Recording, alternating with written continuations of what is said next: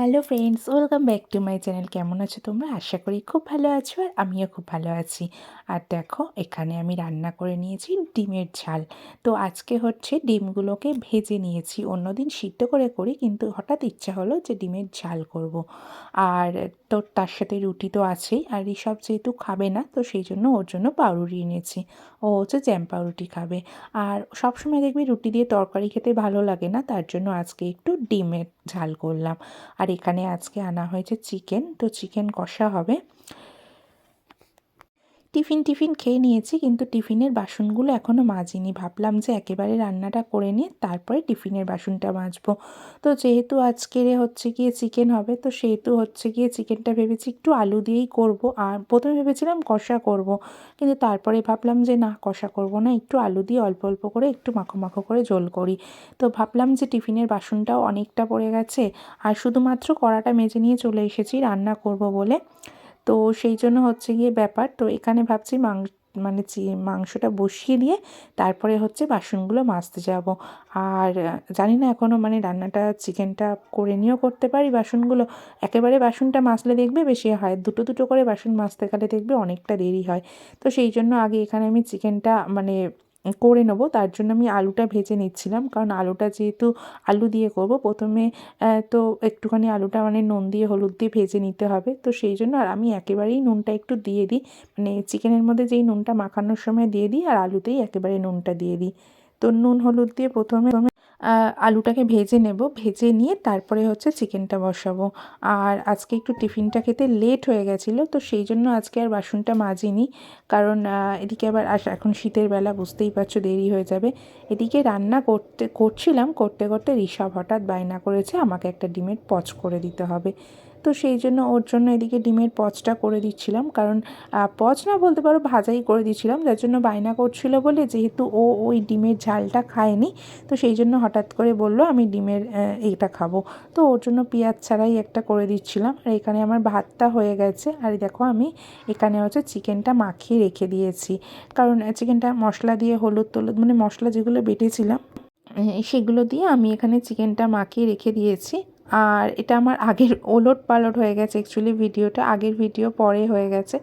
তো যাই হোক, এখানে আর একটু মশলা রেখে দিয়েছি, আর এখানে আমার আলুটা রেখে দিয়েছি। তো হচ্ছে আলুটা ভেজে নিয়েছিলাম। তো মানে বললামই যে আমার পরে সাজানোর পরে দেখলাম এরকম হয়ে গেছে। তো যাই হোক, দেখো আমি হচ্ছে গিয়ে ঋষভের ডিমটা তুলে দিয়ে তারপরে হচ্ছে মানে চিকেনটা বসাবো। আর দেখো, আমি চিকেনটা বসিয়ে দিয়ে কিন্তু বাসনগুলো মাজতে চলে এসেছি। বললামই টিফিনের অনেকগুলো বাসন পড়েছিল, শুধুমাত্র আমি কড়াটা মেজে নিয়েছিলাম। যেহেতু রান্নাটা করব বলে সেজন্য কড়াটা বসিয়ে দিয়েছিলাম। আর আমি আলুটা ভেজে নিয়েছি, নিয়ে আমি চিকেনটা বসিয়ে দিয়েছি, দিয়ে আমি বাসনগুলো মাজতে এসেছি। বা আমার চিকেনটা যেহেতু গ্যাসটা কমানো আছে, আস্তে আস্তে চিকেনটা হতে হতে আমার এদিকে বাসনটাও মাজা কমপ্লিট হয়ে যাবে। তো কিছুটা বাসন হলেও মানে কম পড়বে। তো টিফিনের বাসন আর দুপুরের বাসন একসাথে মাজতে গেলে অনেকটাই হয়ে যায়, তার জন্য মিক্সির বাটি ফাটি, দুধের জায়গা ফায়গা যা আছে মোটামুটি এগুলো সব মেজে নিচ্ছি আর কি। মেজে নিলে পরে আমার বাসনটা একটু কম পড়বে। আর এতক্ষণ টাইম যেহেতু ভাতও হয়ে গেছে, আর আজকে বেশি কিছু রান্নাও করব না, মানে মোটামুটি চিকেন হলে না আর কিছুই লাগে না, একটু চিকেনটা হলেই হয়ে যায়।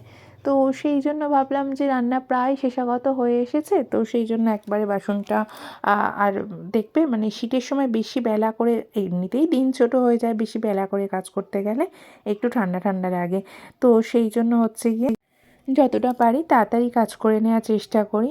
আর যেহেতু এখন ঋষভের স্কুলটা ছুটি, মানে হচ্ছে গিয়ে পরীক্ষাটা হয়ে গেছে, তো সেই জন্য অতটা চাপ থাকে না, সকালের দিকটা একটু ফাঁকাই থাকি, তো তার জন্য একটু তাড়াতাড়ি হয়ে যায়। আবার মানে জানুয়ারি মাস থেকে ঋষভের স্কুলটা খুলে গেলে তখন দেখবে আবার একটু মানে চাপ হয়ে যাচ্ছে। এটা আমার না, শুধুমাত্র যাদের ঘরে বেবি আছে তারা প্রত্যেকেই জানো যে বাচ্চাদের যদি স্কুল খোলা থাকে, বা স্কুল খোলা যখন মানে যেদিন ছুটি থাকে তখনকার একটা কাজ, আর স্কুল খোলা থাকলে তখনকার একটা কাজ, দুটোর মধ্যে পার্থক্য থাকে।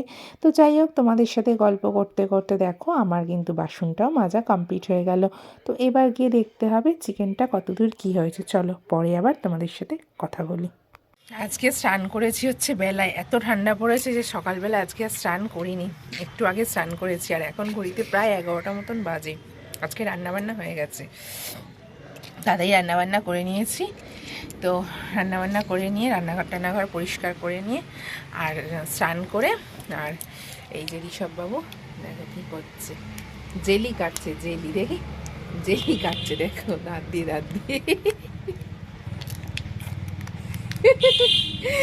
দাঁত দিয়ে জেলি কাটছে। তো হচ্ছে ও জেলি খাবে, আর আমি হচ্ছে একটু বাদাম, এই দেখুন বাদাম নিয়ে এসেছি এখন বসে বসে। তো বাদাম নিয়ে এসেছি, একটু বাদাম খাবো বসে বসে। মানে ঘরে থাকা যাচ্ছে না, এত মানে ঠান্ডা লাগছে আজকে, প্রচণ্ড ঠান্ডা লাগছে। তো ওই জন্য ছাদে এসেছি, চুলটাও শুকিয়ে যাবে রোদ্দুরেতে, আর একটু বসে। চুলটা ভিজে ভিজে থাকবে না, স্নান করেছি একটু পরে। একটু গায়ে একটু রোদ্দুর পড়লে ভাল লাগবে। তারপর নিচে গিয়ে, এখন তো 11টা বাজে, এই 1টা-1টার দিকে নামবো, এতক্ষণ বসে থাকবো, একটু শুয়ে থাকবো, এইসব করবো, করে নিচে গিয়ে তারপর খাবো দাবো। তো নিচে যাই, তারপর দেখাই কি রান্না হয়েছে। এখন এই ঋষভের, ও বাবা কাজ করছে, আর ঋষভের সাথে একটু বসে বসে গল্প করি, তাই ওকে ডেকে নিয়ে এসেছি। ওর এখন স্কুলটা খোলেনি, যেহেতু স্কুলটা ছুটি আছে। খোলেনি আছে, মারবে এমন না। কোথায় স্কুল খুলেছে? ওটা তো স্পোর্টসের জন্য খুলেছে, স্কুল কি খুলেছে এখনো? ওটা তো স্পোর্টস হয়েছে। তুমি পড়াতে বলে তো, তাহলে আমাকে বলতাম, তোমরা বলতাম। যাই হোক, চলো, ওর ঝগড়া করে লাভ নেই, ও এখন এই যে খেলা করছে। তারপরে দেখো সন্ধেবেলা কি খাচ্ছি। সন্ধেবেলা দেখো আইসক্রিম এনেছে, আর এই আইসক্রিমটা অনেক দিন পর খাচ্ছি। মানে এই ঠান্ডার সময় খাওয়াটা উচিত নয়, তাও একটু খুব ইচ্ছা হলো, তাই বললাম নিয়ে আসতে। আর এখানে তার সাথে নিয়ে এসেছে পিৎজা। তো চলো, আজকের ব্লগটা এইটুখানি। যদি তোমাদের ভালো লেগে থাকে অবশ্যই লাইক কমেন্ট করো। চলো, আজকের মতন টাটা।